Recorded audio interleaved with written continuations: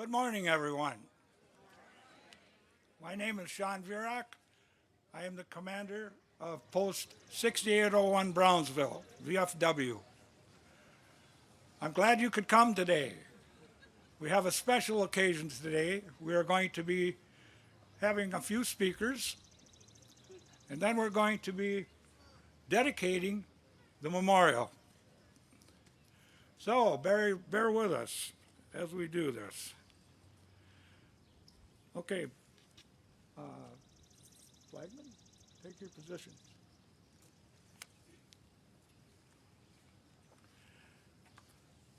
To start out with today, I'd like to invite Jim Hakes up here because he wants to explain a little something about the stars and stripes that we are using today. Jim?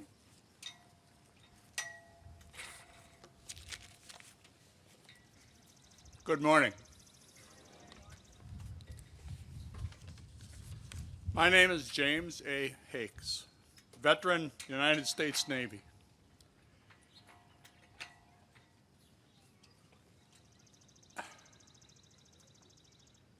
I'm from a family that served in most of the wars. The Civil War, World War I, World War II, Korea, and the beginning of Vietnam.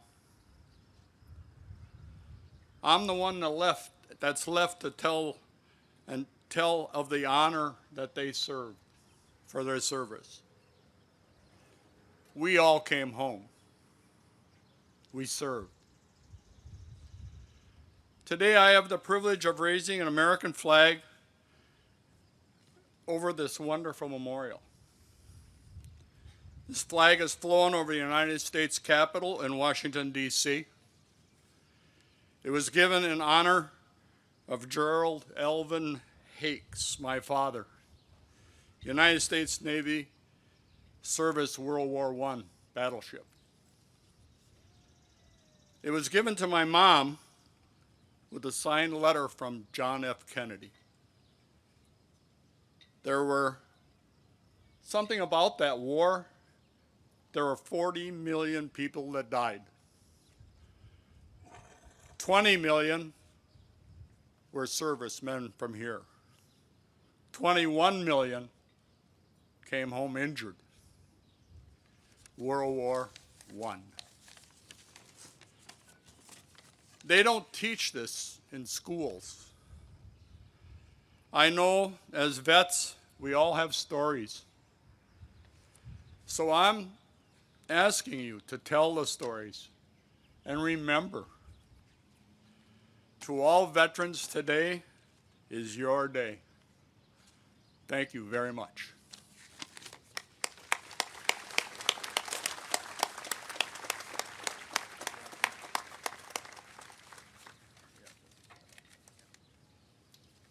Thank you, Jim. Today is a kind of a historical event for a couple of reasons. One, that we built this memorial, and we're going to dedicate that today. The other thing is that our post, 6801 VFW, is 75 years old this year.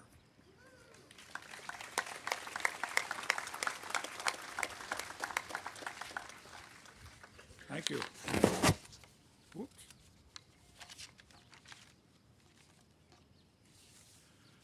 You'll have to forgive me if I fumble around here a little bit because I'm a fumbler.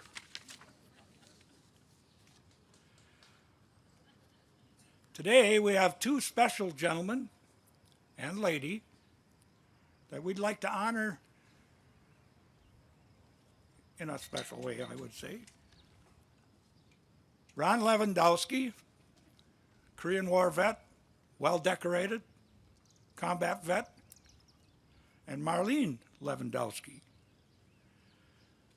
Ron served this VFW for 67 years.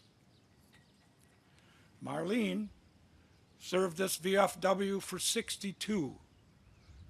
Together, they have served this VFW 129 years.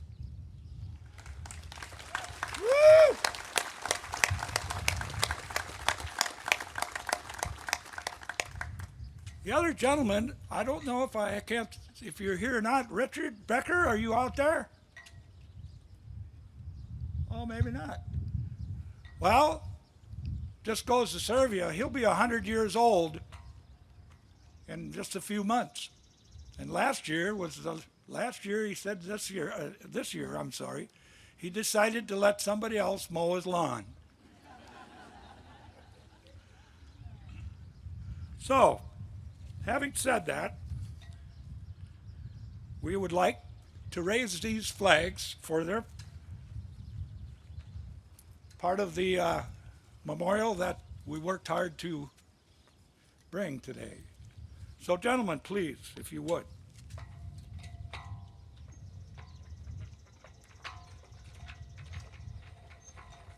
Present. Her!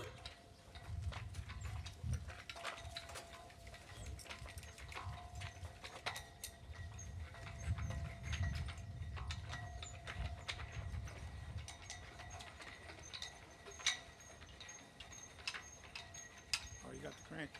Pull it out. There you go.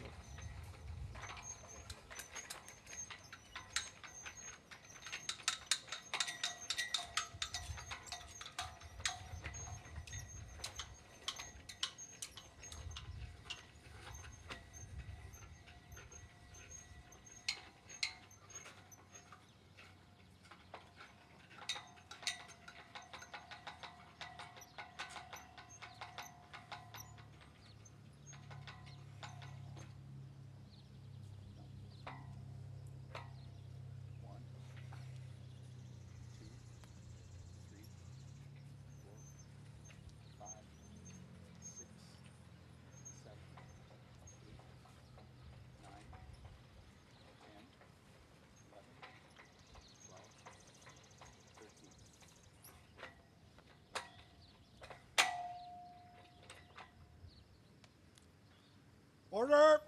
Her! There they are, folks. Let's have a big hand. This is Ed Gittens, Jim Hakes, Jeff Lejeune, Al Whiteset. Okay. Would everybody, well, I see you already are standing, please join me in the Pledge of Allegiance. Present. Her! I pledge allegiance to the flag of the United States of America and to the republic for which it stands, one nation, under God, indivisible, with liberty and justice for all. Two. Okay, thank you. Now, we are going to have the violinist, Noah Stigler, and his mom are going to play the national anthem. What we'd like you to do, if you would, was he's going to play it so you can hear it solo one time, and on the second time, we will begin singing, all who want to sing, okay? But please leave it go the first time so you can hear this wonderful instrument. Thank you, if you would, please.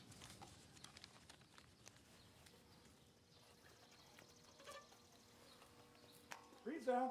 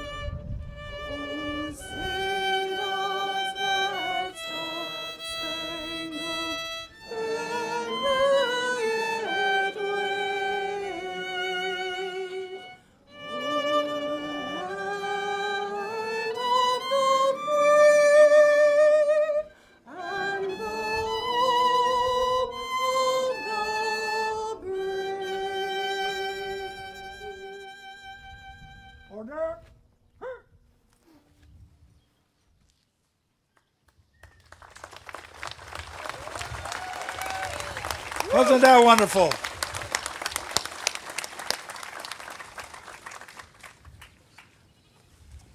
Okay. Thank you. Okay, we have one thing we'd like to do at this time, and that is I have a special gift from some ladies called the Bent Needle Quilters. And Cheryl, if you would, we'd like to present this quilt to Ron Lewandowski. The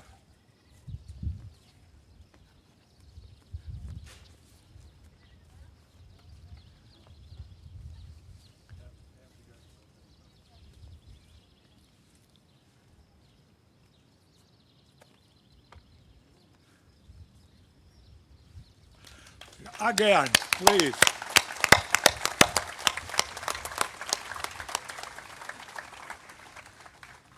Thank you. Now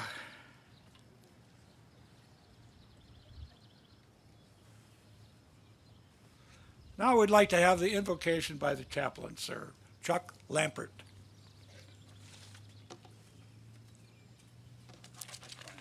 Okay. Let us pray. O thou, mighty God, guide these men and women we honor through every day and night. Give them unbounded strength and courage. Continue their efforts for lasting peace. May their victory a true service to all humanity. Give them growing faith in thy teachings. Make them thy chosen servants to carry on forever victorious crusade against all evil forces seeking to destroy that which is just and good in the hearts of men. Help them to bring brotherly love to all lands. Bless and comfort those whom they have left bereaved.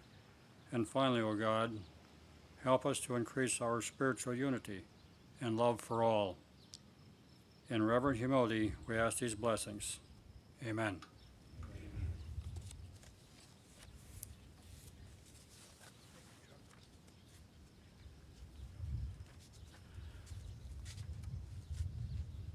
Please take your seats.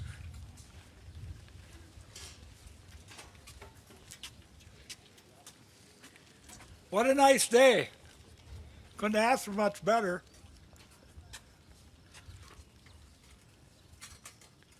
At this time, I'd like to introduce Bill Howes. He will be giving you the Gettysburg Address. Bill?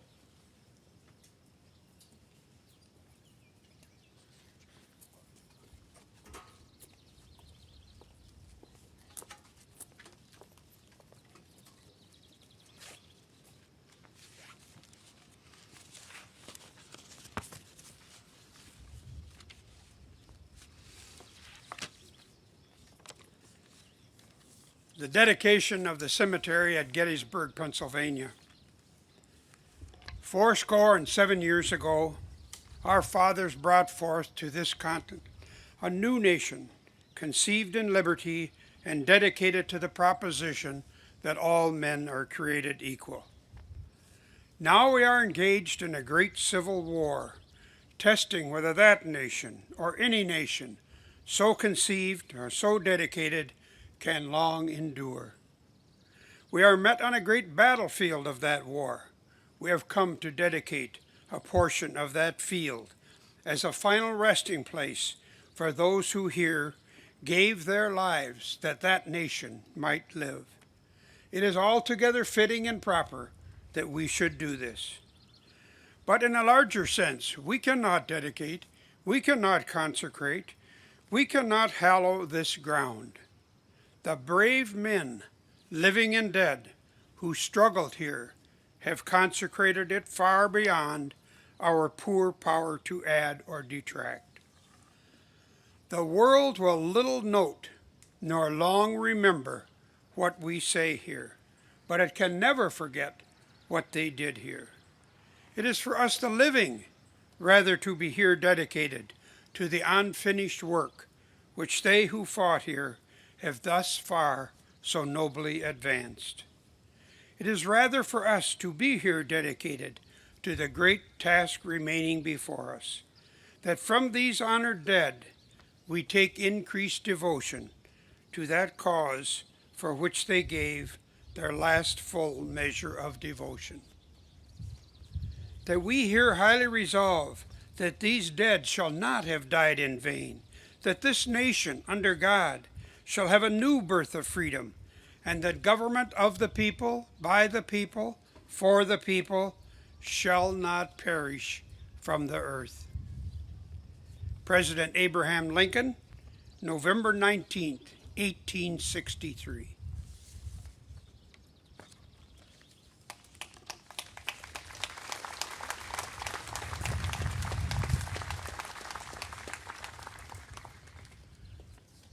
Thank you, Bill. One thing I guess I neglected to say was, welcome all you veterans out there. We're so glad that you came. We're glad you all came because today we are celebrating our freedom. Think about that for just a minute. How lucky we are to be free, to pursue our own way towards prosperity, towards brotherhood, and to continue on with what these people fought for, died for. They died for us. They fought for us. The living that are still here, veterans, they served for us to be able to be and exist in our American way of life. Thank you.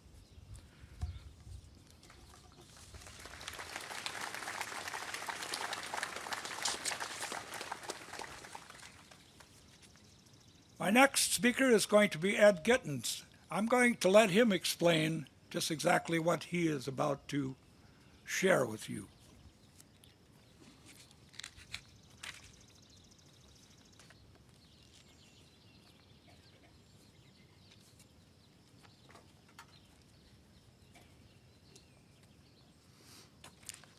Thank you, Sean, and thank you all for being here. You know, this project here started out as an idea, and like a snowball, it evolved way beyond our original plans or expectations. And what it involved was starting with the veterans at the center and the nucleus of people in the community, and it spread this far and reached this many people.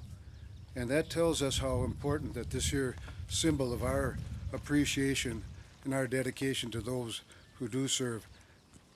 People don't realize how many ways people serve. Like our postal people and police, we take them for granted until they're not there. And here we honor the people that aren't here to share this celebration with us. So, I'm going to read a poem that was written by one of my high school teachers, Pierce Brown, or Perry as I know him.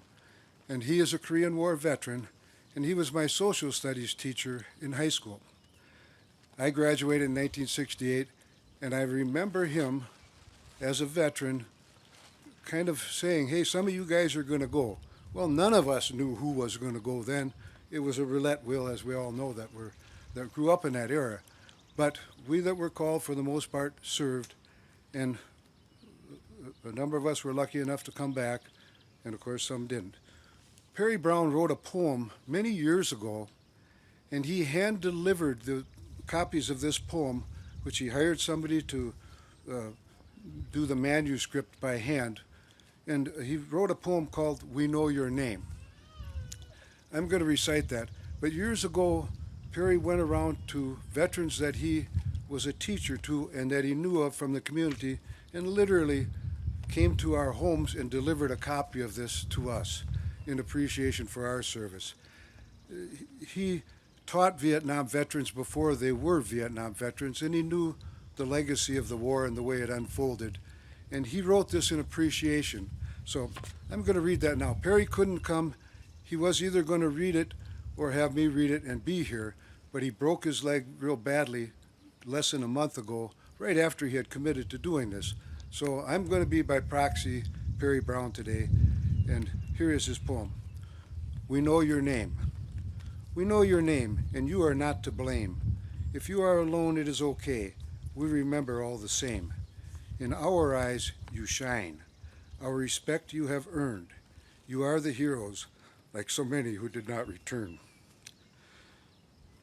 The important thing to remember now is to continue the course. Be proud of yourself and those who served. Your spirit and duty will carry the torch. Thank you.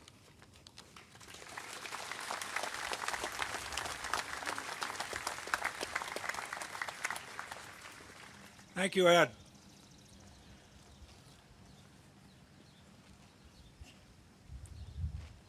At this time, I'd like to bring up the mayor of Brownsville, Al Whitesett.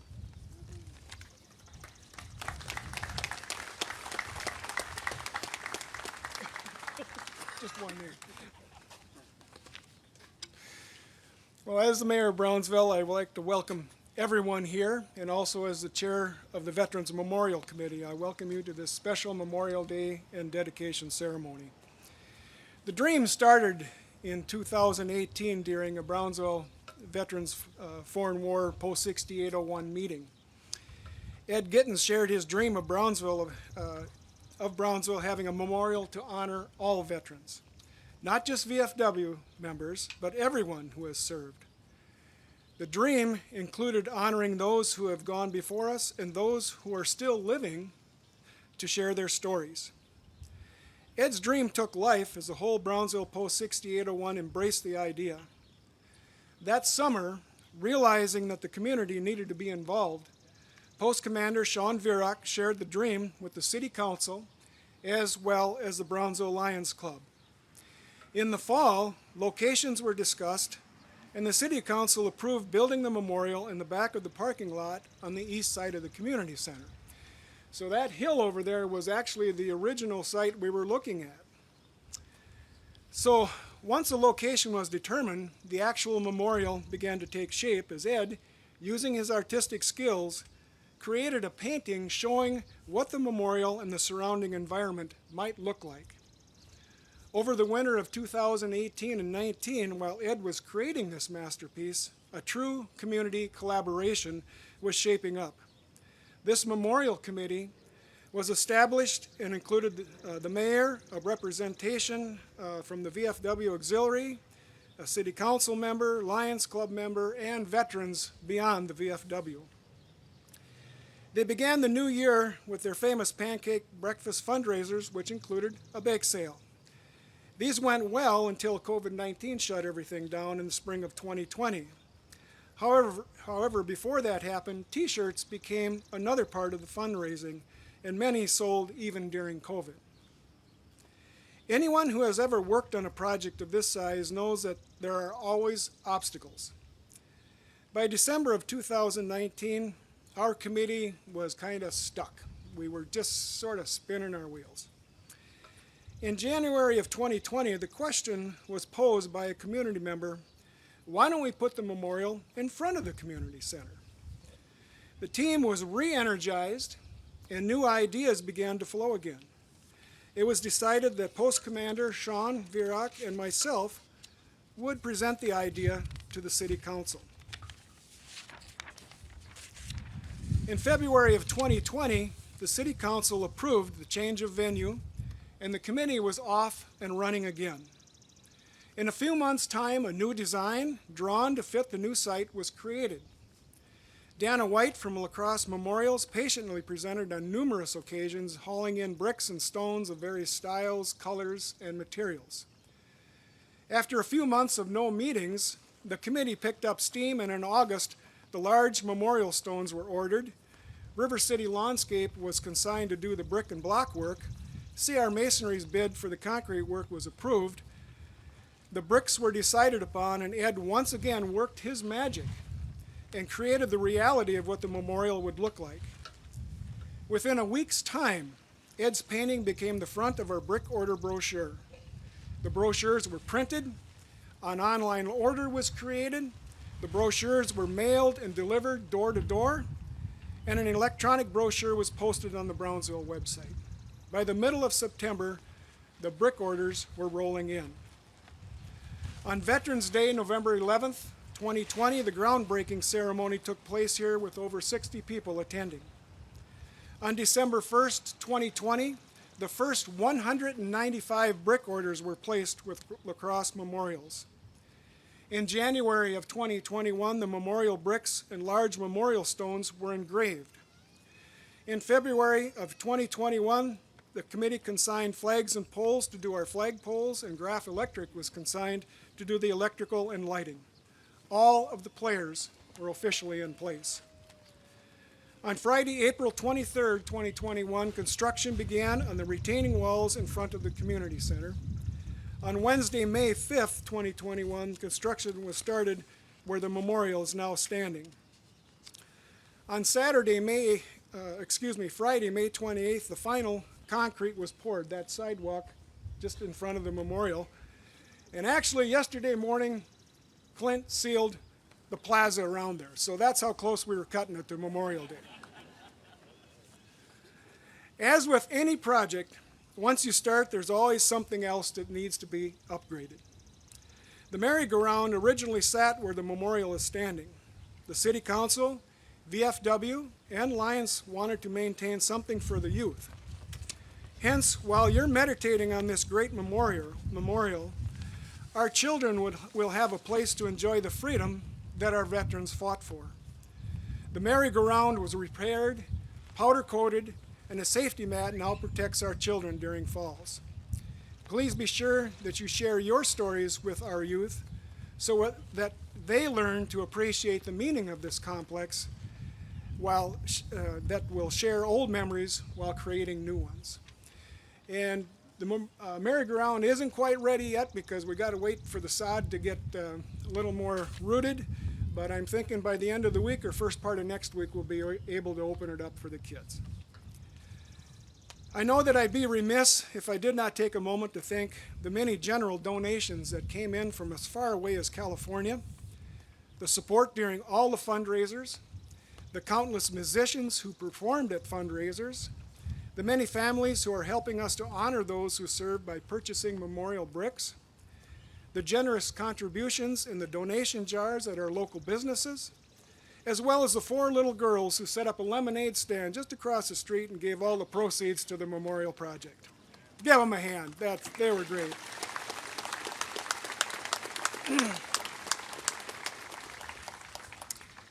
This dream and this vision not only honors veterans who are from this community, but reaches beyond to honor any individual who has served in any of our military branches. It's my honor to be a part of this project, working with a team of passionate people who gave so much for us and who continue to give to our community. And I'd like to mention the members of the Veterans Memorial Committee. We have from the VFW, Sean Vierock, Jack Farnham, and Ed Gittens. From the VFW Auxiliary, Tricia Felmy Long, Joan Mitchell, and Debbie Darling Gittens. From the Brownsville Lions, Jeff Lejeune. Our other veterans that helped us, Jim Hakes, Sharon Rohr, and Ron C. From the City Council, John Jangula, and a community member, Cheryl Whitesett. Give them a round of applause. They did a lot of work here.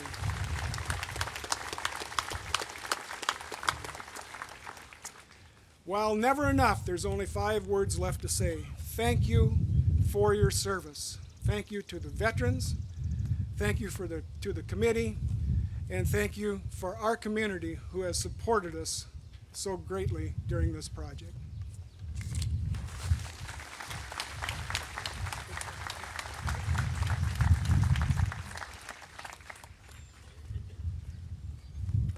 Thank you very much. Now we have a special guest or a special speaker with some words of inspiration, Jack Farnham.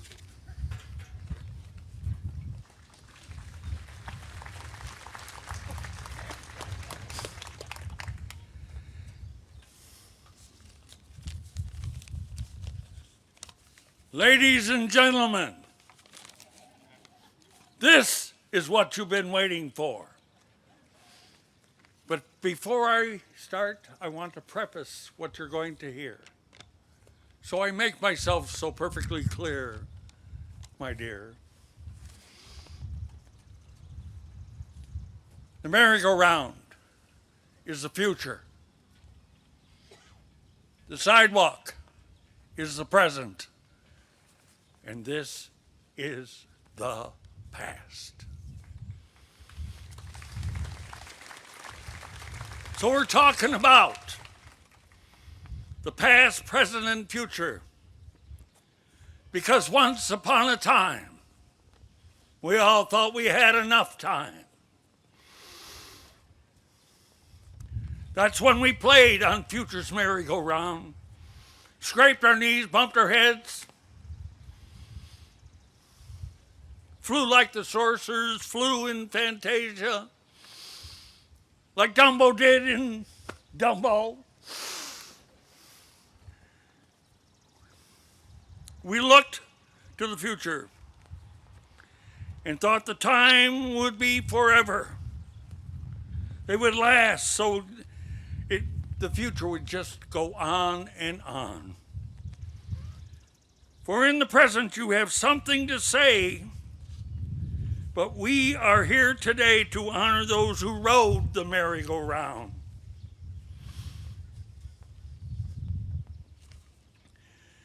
And those who were in the present, and thank them for their present and their gifts, their dedication, their selflessness, their valor. Their thanks is not enough.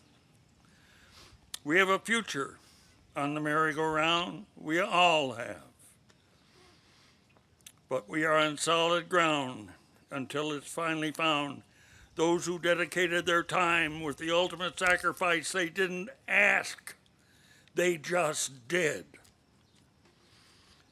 The kid riding the merry-go-round didn't ask. He just did. The present they were giving. They gave us their past. So we live our present on the merry-go-round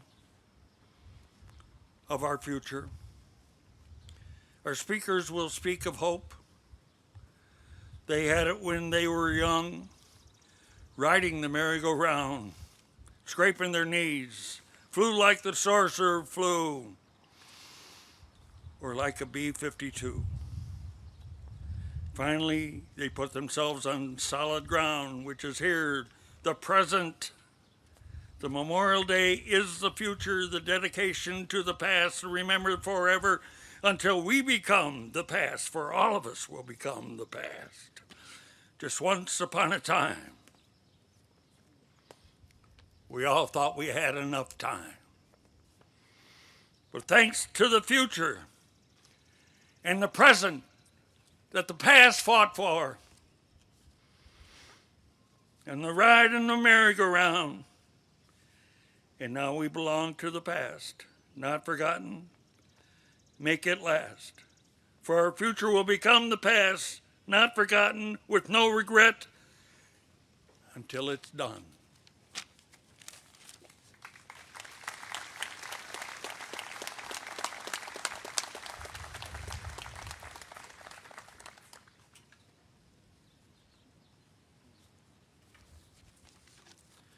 If I could at this time, I'd like to invite a very distinguished lady up here, Madam Chairman of the Auxiliary, Marlene Lewandowski.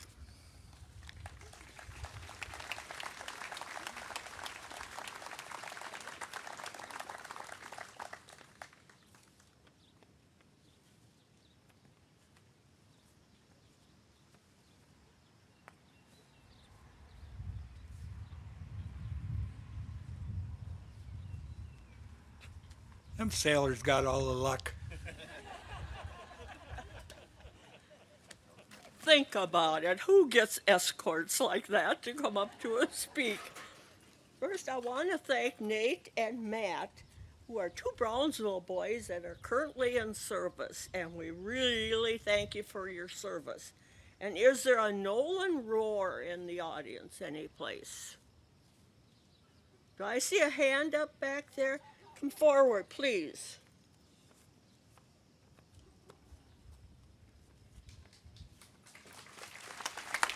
Come on, come on.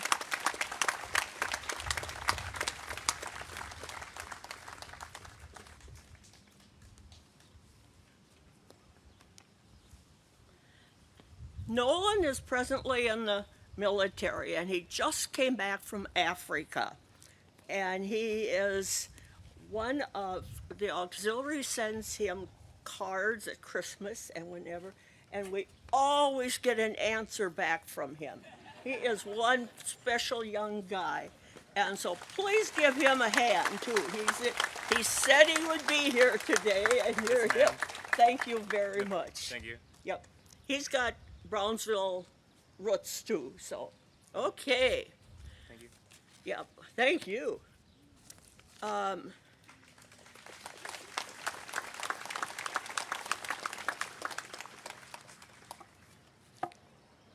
So,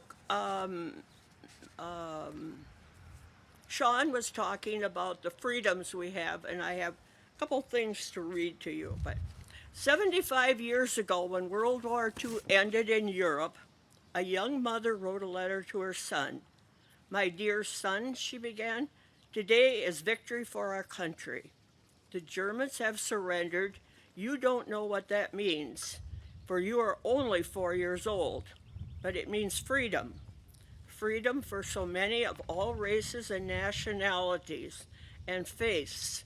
Freedom of religion, freedom to talk the way you want to, the way God meant for people to go to church, have children, get up in the morning and go to work, gather on street corners, and talk with their friends and not have to worry about being oppressed for thinking and talking about things that are in their hearts. It's hard for me to write," she said, "for my eyes were full of gladness, tears of gladness for the parents and boys that made this dream come true. But I feel this so strong in my heart, my son, that I must write this to you when you grow into manhood and read this. It would convey into your heart the thanks and appreciation you owe those GI Joes of World War II." And like we said, this is the 75th anniversary of the Post and the Auxiliary, and I think Joe Sears Sr. had something to do with starting of it. And any of you that are a little older and when Joe was alive, who marched down to the river, every kid marched down to the river because you got a root beer or an ice cream cone when you got done. But Joe always had his drum, and he would beat his drum as you were walking down there. So this next article I'm going to read is this following poem was found on the body of Oswald Stephen, who was killed in France. And he had lived and worked in Brownsville. He was killed in action in France on July 27, 1944. PFC Stephen was 38 years old at the time of his death. He was inducted into the Army in March 1944. Before he went overseas in September 1943, he received training at Camp Walters in Fort Sam Houston and Camp McCoy. He was assigned to maneuvers in Louisiana. The infantryman had been buried in the United States Military Cemetery in France, but at the request of his mother, Mrs. Elizabeth Stephen, brought him home, and he was awarded the Infantry Medal, Bronze Star, and Purple Heart. Ozzie Stephen was a brother of Mrs. Joe Sears, Ann Sears of Brownsville. So he would have been the uncle of, who? Tim and Tom and the Sears boys in Brownsville anyway. This would have been their uncle. And he was well known in the Brownsville area. And they found this poem on his body after he was killed. "Look, God, I have never spoken to you, but now I want to say, how do you do? You see, God, they told me you didn't exist, and like a fool, I believed all of this. Last night, from a shell hole, I saw your sky. and figured right then they had told me a lie. Had I taken time to see things you made, I'd have known they weren't calling a spade. I wonder, God, if you'd shake my hand. Somehow I feel you will understand. Funny I had come to this hellish place before I had time to see your face. Well, I guess there isn't much more to say, but I'm sure glad, God, I met you today. I guess the 0 hour will soon be here, but I'm not afraid since I know you're near. The signal, well, God, I'll have to go. Like you lots, this I want you to know. Look now, this will be a terrible fight. Who knows? I may come to your house tonight. Though I wasn't friendly to you before, I wonder, God, if you'll wait at your door. Look, I'm crying. Me shedding tears? I wish I had known you these many years. Well, I have to go now. God, goodbye. Strange, since I've met you, I'm not afraid to die. And as I said, he was killed in action on July 27th, 44. So, and they found that on his body. And these are some stories that were in this book that Ron had put together back after the Houston County Memorial. There's stories, all kinds of stories about veterans from Houston County, etc. There are no more books available, though, but it's quite a book if you have it.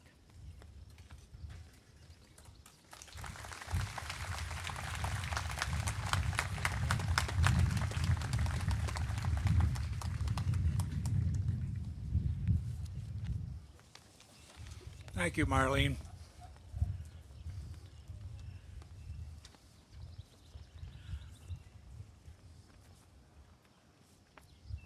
At this time, I'd like to bring up Nate Mitchell.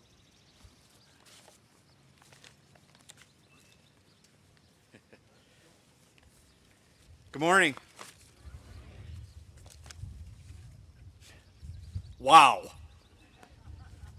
This is incredible. Matt, I don't even remember the last time we saw each other. It's been a minute, yep. And that pretty much goes for the entire crowd here as well. And it's great to see everybody. It's great to see Brownsville out here in force on Memorial Day, as Brownsville does. And I'm honored to be a part of this Memorial Day here in Brownsville and the dedication of this monument. It was a couple years ago that I caught wind of it, just home by accident, and yeah, and we've stayed involved with it since. This is a monument that's going to be dedicated to the service and sacrifice of the men and women who answered the calling to wear the cloth of this nation. And today, we remember a few special people on there who gave their life. Of course, William Quillen and Leroy D. Holsworth, the namesake of Post 6801, VFW Post 6801. He was a motor machinist mate, first class, and he was killed in action off of Sicily in World War II. And Specialist William Quillen was an a helicopter mechanic, and he passed away. He was killed in action in a helicopter crash in Vietnam. These are our small town heroes, and they gave their lives, supporting an interest greater than themselves. Today I'm going to talk about reaching full potential, giving more than you know you have, taking only what you need, and sharing your talents. To that end, I'd like to highlight the service of one of our nation's most recent combat deaths. And that's Senior Chief Cryptologic Technician, Interpretive, Shannon Kent. I didn't know Shannon well. I'd met her a few times at Chief Petty Officer events in Fort Meade. Her impact on the Navy and the nation lives on to this day. And she's one of those people who would raise her hand, I'll go. She's from a small town, not unlike Brownsville, up in northern New York. She enlisted in the Navy in December of 2003 and trained as a cryptologic technician interpretive and a cryptologic language analyst. What that means is she was a linguist. She learned languages and she found bad guys. Boil it down. She was fluent in 4 languages and various dialects. When she was killed in action, she was stationed at Cryptologic Warfare Activity 66, Fort Meade, Maryland. She was part of an intelligence collection team that would deploy to various locations around the world supporting special operations. She had previously deployed twice to Iraq, once to Afghanistan, in supporting our Tier 1 special operators. She was not unfamiliar with combat. She was deployed to Syria, and this was going to be her 4th tour in support of special operations. And her friends, they describe her as one of the most intelligent, positive, and resilient people they have ever known. She had seen the psychological and emotional effects of combat, and to that end, she finished her degree in psychology while on active duty, while deploying. And oh, by the way, her husband also was a Green Beret. They had 2 sons. She was a mother. She was also a cancer survivor. Excuse me. She was also a cancer survivor. She battled and defeated thyroid cancer in 2016. And she was also a high achiever. She finished her master's degree and then was selected to an elite program to attain her doctorates in psychology through the Uniformed Services University of Health Science. This program should have culminated with her earning the title of doctor and then a direct commission to the United States Health Services Corps, where she would help returning veterans with PTSD and existing veterans with PTSD. Almost inexplicably, late in the process of her beginning the program, her prior battle with cancer disqualified her. She was angry. She took her fight up the Navy chain of command properly because she did everything right. She did everything proper. And she also got Congress involved. Simultaneously, she continued to tend to her family and professional commitments, ultimately being selected for another deployment. This time it was Syria. And that was she deployed to Syria to fight to eliminate ISIS. And on January 16th, 2019, in Manjib, a suicide bomber detonated an explosive-laden vest outside of a restaurant where she was at a meeting with Syrian Democratic Forces, local military leaders, and other allied groups fighting ISIL. Senior Chief Kent was killed, along with 3 other Americans and 15 allies. She definitely gave her last full measure. The fact that Senior Chief Kent was fit to fight, fit to deploy in an active combat zone, and supposedly found not fit to attend a Uniformed Services University Health Services was quickly and poignantly noted.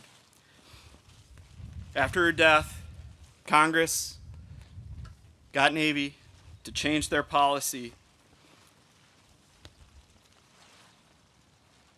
for the pre-existing health condition of cancer that would not disqualify any future sailors from participating in this program. Her influence and her vision lived on. She was recognized by the New York State Legislature as a brilliant mind and a small-town hero. Shannon Kent knew her capacity, gave her all, met her full potential. She freely shared her talents, and her service is an inspiration to me, and I wanted to share that with you. Always give more than you know you have. Take only what you need, and give what you got. Make this world better. All right, now back here to our monument in Brownsville. Brownsville always honors and remembers.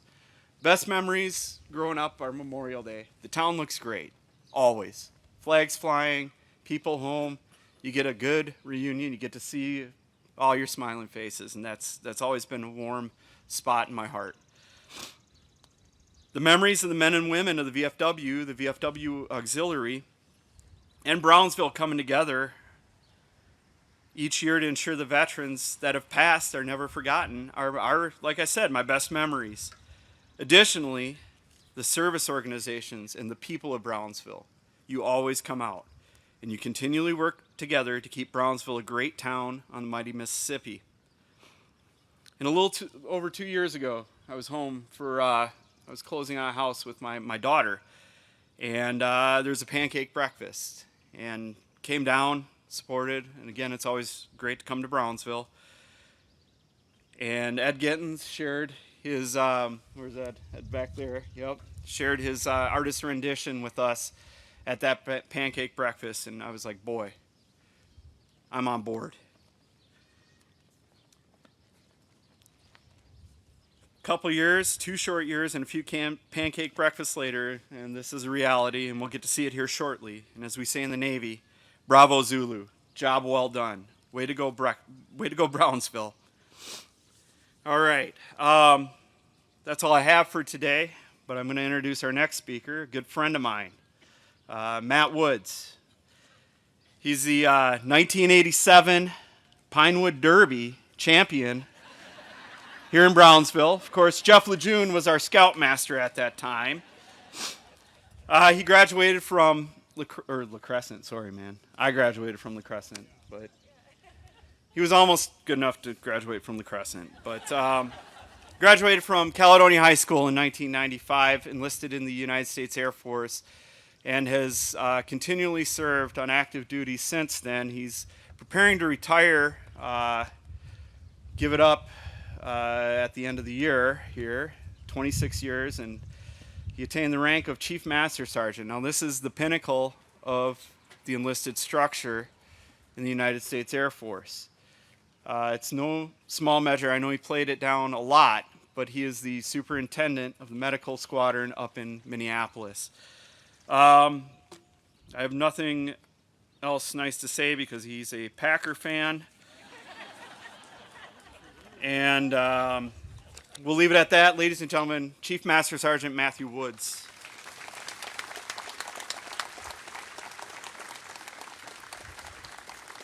All right, thanks. All right, the best part about that, obviously being a Packer fan. Oh, I know, I get it. Good morning, everybody. I'm Chief Master Sergeant Matt Woods. It's great to be back here in Brownsville. I live up in the cities, and given what's happened the last couple of years, it is great to be back here, and I miss it so much, and it's great to see everybody. So thank you so much for having us here.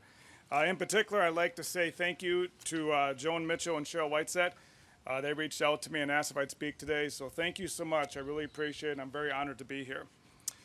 One of Brownsville's best, I have found out since I found out I was going to speak here, is Senior Chief Petty Officer Nathan Mitchell.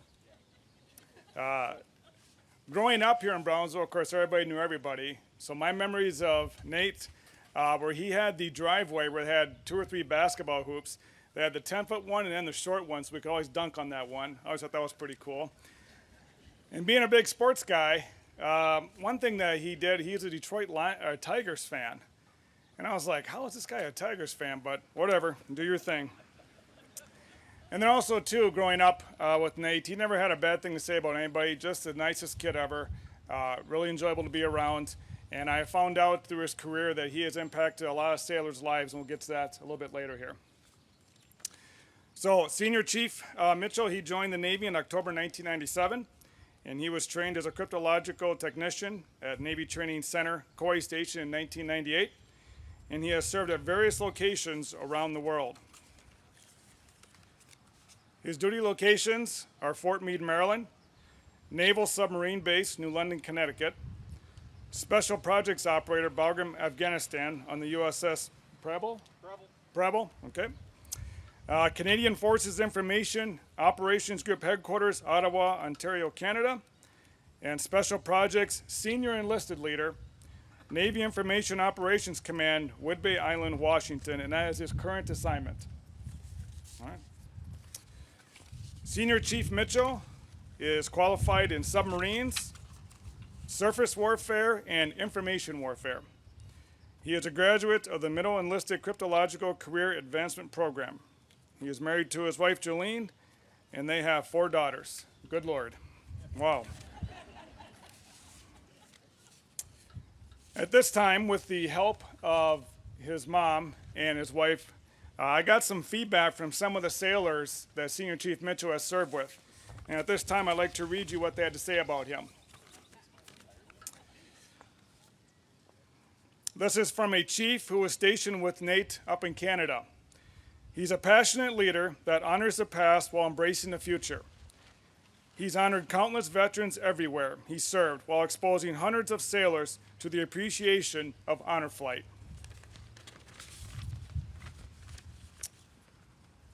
This next one here is from a sailor who is now a chief.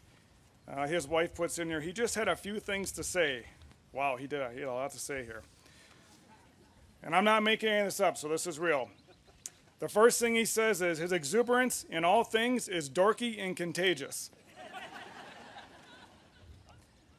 He plays the part of a role model successfully, so well that it's hard to tell when he's putting on a face for his people and when he's actually into something. He maintains a sunny disposition of an optimist backed by the hard edge of a chief to encourage people to follow and hold the standard. Parties, meetings, volunteer events, and ceremonies. By being everywhere, he knows everybody and uses those connections to get the mission done. We saved the best for last year. Yes. There's so much I could say about Senior. He's truly one of the best leaders I've had the privilege of working for in 11 years. He not only mentors and makes you want to excel, but he also cares. He's been there for so many of us sailors when they needed a shoulder to lean on or an ear to listen. As us Navy folks like to say, he's the best sea daddy any sailor could ask for.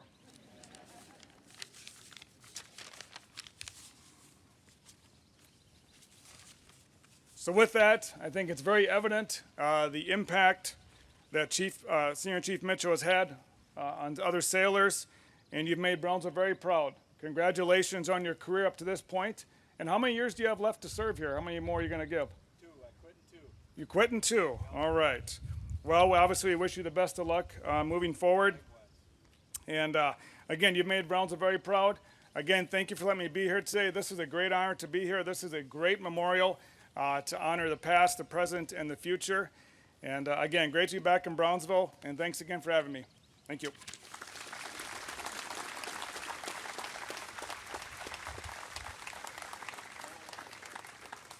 Thank you, Matt. Well, like usual, I forgot one gentleman. Our chaplain was supposed to come in before these guys, but they were great, weren't they?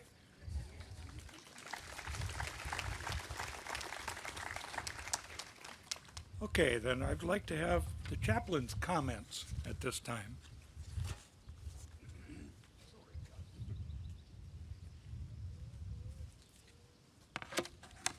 I guess if you follow speakers like that, you know how you're supposed to speak, so I probably won't go near that well. And it's going to be short. Originally known as Decoration Day, Memorial Day originated in the years following the Civil War.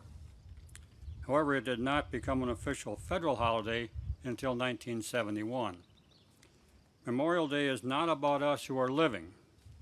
It is about the men and women who gave their lives for our nation's cause.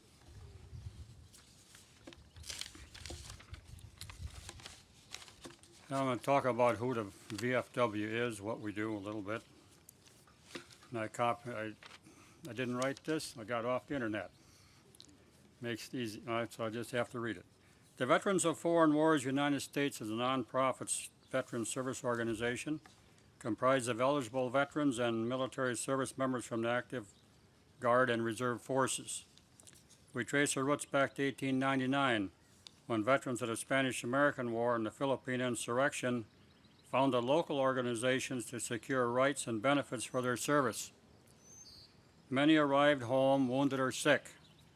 There was no medical care or veterans pension for them, and they were left to care for themselves.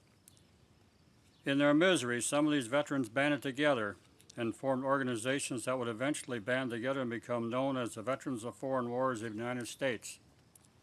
After chapters were formed in Ohio, Colorado, and Pennsylvania, the movement quickly gained momentum. Today, the membership stands at more than 1.5 million members of the VFW and its auxiliary. Our voice was instrumental in establishing the Veterans Administration, development of a national cemetery system, in the fight for compensation for Vietnam vets exposed to Agent Orange, and for veterans diagnosed with Gulf War syndrome. In 2008, we won a long-fought victory with the passing of the GI Bill for the 21st century, giving expanded educational benefits to America's active duty service members and members of the Guard and Reserves fighting in Iraq and Afghanistan. We're the driving force behind the Veterans Access and Accountability Act of 2014 and continually fight for improved VA medical center services for women veterans. Besides helping fund the creation of the Vietnam, Korean War, World War II, and Women in Military Service Memorials, in 2005, the VFW became the first veterans organization to contribute to building the new Disabled Veterans for Life Memorial, which opened in November 2010. 2015, we became the first supporter of the National Desert Storm War Memorial, which is planned for construction at our nation's capital. We have many programs and services that work to support veterans, service members and their families, as well as communities worldwide. One of the problems we have with veterans, and not necessarily the ones out of the service, some in the service too, is on an average day there are 20 that commit suicide. And there's 3 men from New York decided to do something about it, and they were a member of a kayak club. So last September, they rode their kayaks 315 miles down the Hudson River and ended up at the site of the former Twin Towers. They raised $9,000 in their trip down that river. It took them from a little better than 20-some days to get there. They averaged about 20 miles a day. It was 315 miles total. Stopped at houses and farms along the way. Stopped at cities and towns along the way. So, and they had a chance to talk to other people. And they want to do it again this year. One of the other problems that we have sometimes in this country with the people that get out of the service is they have their needs are unmet. And so the program was formed called Unmet. There was a woman, she was a wife in Iraq. Her husband was also in Iraq. They were in 2 different military divisions. Both of them were wounded in Iraq, and both of them came home, and both of them tried to find jobs after they were discharged. But between the PSDT and the wounds they had, they were unable to continue working, and this Unmet program helped them financially get back on their feet. That's one of the things that they have. Now, I have a picture, which I know you can't see from there. But my mother was pretty good at saving things, and we found this picture in her belongings, taken in 1942. It's a picture of 17 young men in this area. They're from Houston, Hoka, Caledonia, and Brownsville. 17 of them that were going to Fort Snelling to be inducted into the Army. That was early 1942. One of them on there is my uncle, and my mother's brother. The rest of the men, I really don't know. And I don't think a single one of these men is alive today. They served in World War II. I don't know how many were wounded, but it's part of history. Part of history. They went there to serve. And I was thinking of something about them.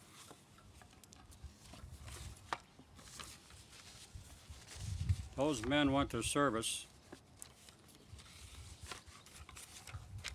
as did the rest of us.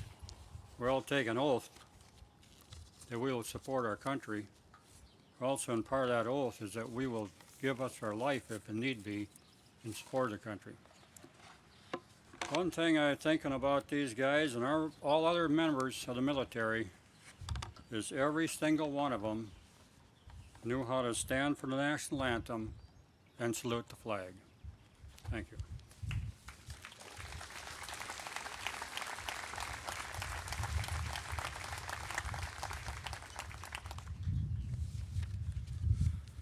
Thank you, Chuck.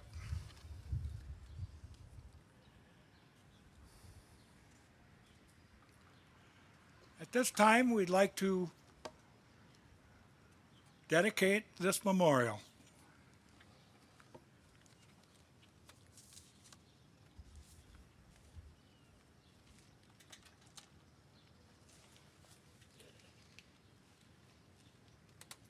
If you would please, I'd like you to take your positions for the dedication.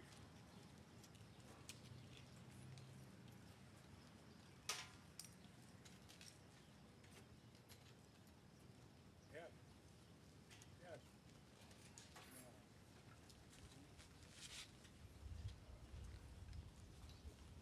Okay.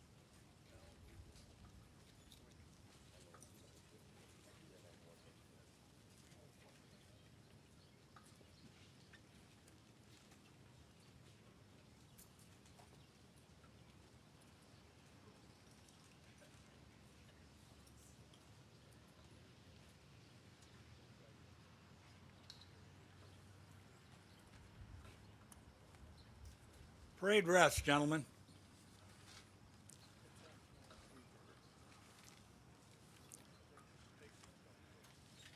We are assembled here to pay tribute to the men and women of our community who have served in the United States Armed Forces, our neighbors who have fought in defense of this country and for preservation of our way of life. These men and women are worthy of far greater recognition than mere words and markers. The sacrifices they made and the deeds they performed shall be written in history and shall remain alive in our memories for generations to come. We express sincerely our pride and gratitude for the tasks they fulfilled. Before you is the flag of our nation. That flag is a symbol of all that is sacred to us. Look at it closely for a moment. The flag of the United States reflects what we are and what we hope to be. The white stripes symbolize purity of purpose and our freedom of thought, expression, and worship. These are privileges we guarantee to all who live in our land. They are the rights we defend against enemies who seek to crush the way of life that you and I cherish. Also, in that flag, we see the red stripes of courage, our willingness to die, if necessary, for the preservation of American ideals.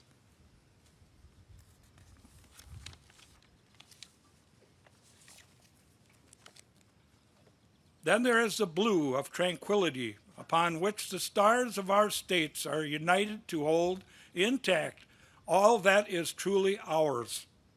The design for peace, prosperity, happiness throughout our nation. We emphasize that interpretation of the flag of the United States, in which we see carried proudly and guarded so carefully. We emphasize our tribute to the flag because we are assembled here to honor those who have fought under that sacred symbol of our land. We have come here to dedicate a roll of honor, naming the men and women of this community who went forth as living strength of our flag. They are the United States Armed Forces of land, sea, and in air. Some of them did not return. They are honored dead whose resting places are found in many foreign lands and waters around the globe. These American defenders left our schools, our shops, our farms, and took up weapons against their foes. They left their peacetime pursuits with confidence in their hearts and assurance upon their lips. They were aware of the dangers before them, yet they responded without hesitancy to the call of duty. These are the men and women in whom we entrusted all our faith. They are the ones for whom we toiled and prayed here at home. We helped make their effort victorious, so they may return home and live with us in lasting peace and security. The Veterans of Foreign Wars looks upon all these honored ones as comrades. Within our organization are the men who have served under the flag of the United States overseas in many wars to preserve American freedoms. The honors we symbolize here express the appreciation of the VFW men for all comrades in arms. All comrades in arms. Fighting under the flag of this nation is the privileged duty of every able-bodied American, and the veterans of foreign wars of the United States will always honor those who go forth in defense of our nation. They are the true guardians of freedom, justice, and equality among men. Comrades, hot tent, here!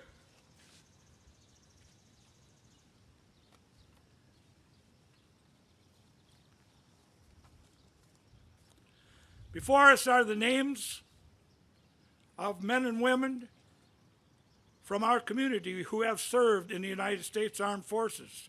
We honor them, we extend to them and their memory our deepest respect.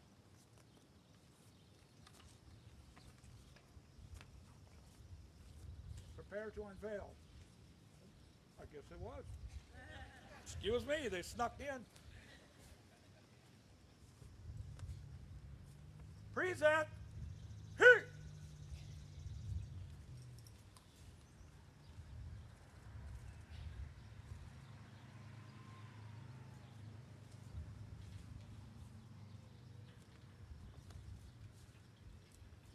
Order. Here.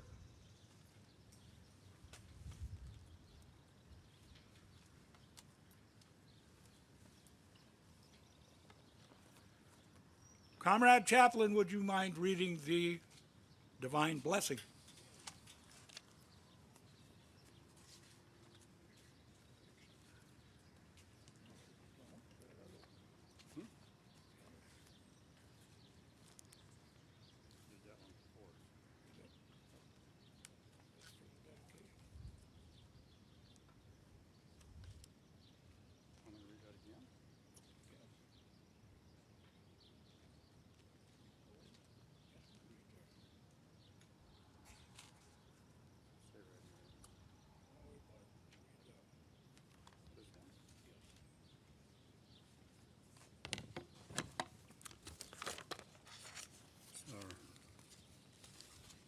I read this at the beginning, we're going to read it again. Almighty God, guide these men and women we honor through every day and night. Give them unbounded strength and courage to continue their efforts for lasting peace. Make their victory a true service to all humanity. Give them growing faith in thy teachings. Make them thy chosen servants to carry on forever a victorious crusade against all evil forces, seeking to destroy that which is just and good in the hearts of men. Help them to bring brotherly love to all lands. Bless and comfort those whom they have left bereaved. And finally, O God, help us to increase our spiritual unity, our love for all, and reverent humility. We ask for these blessings. Amen.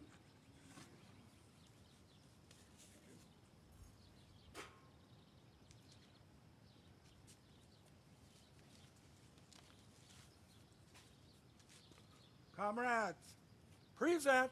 Here.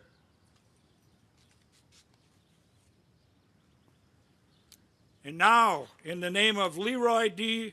Holsworth, Post 6801, veterans of foreign wars of the United States, we dedicate this roll honor, which records so all may see the names of these brave men and women who have served in the fighting forces of our great nation.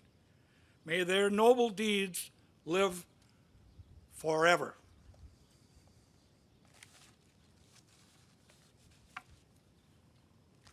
Order!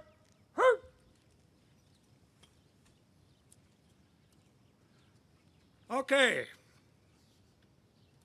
That completes our dedication.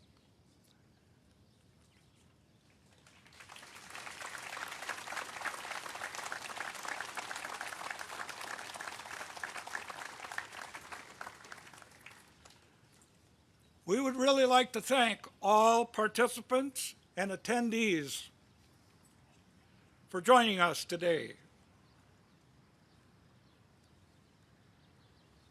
We're going to be organizing out in the street for our March to the River.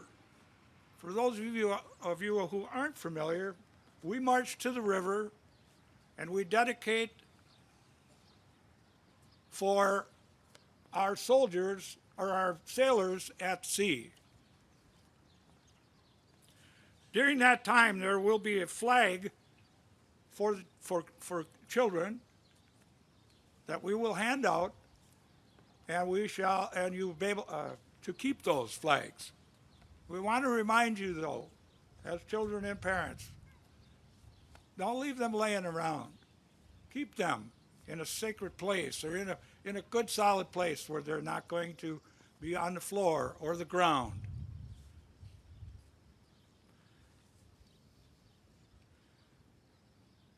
After which, we'd like to invite everyone for lunch.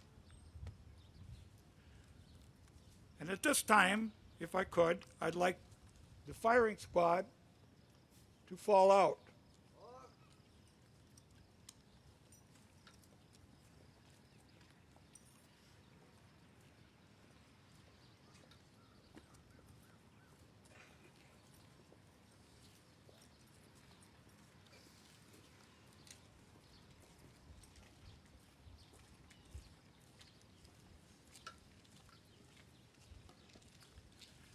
This firing squad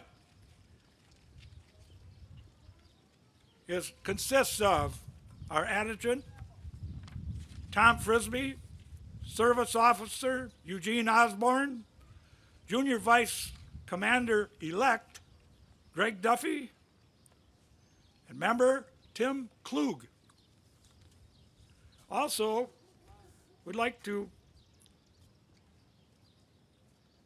in additional members to this, was our Senior Vice Commander, Frank Dvorak, Quartermaster Officer of the Day, Jack Farnham, Trustee Post Flag Bearer, Lynn Peterson, Trustee Flag Bearer, Ray Johnson.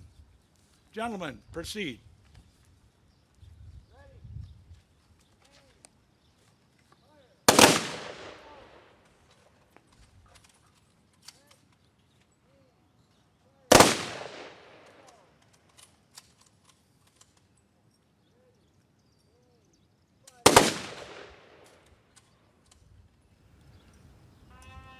All in attendance, present here.